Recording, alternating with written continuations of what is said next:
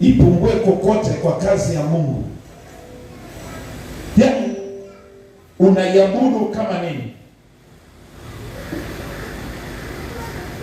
Hata Jumapili uweze kufunga biashara kwa sababu hii pesa itanipita.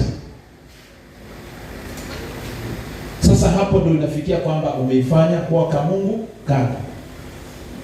Sasa mwadhini akianza tu, hata uwe hapo kwa unafunga ukiona hapo, naomba ningojee kwanza. Ningoje kwanza, nende niswali ndio nirudi. Wanajua thamani ya Mungu wao.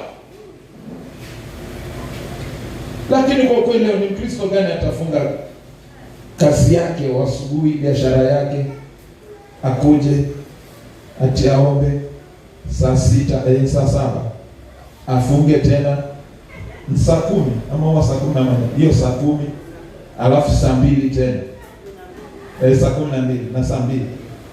Mkristo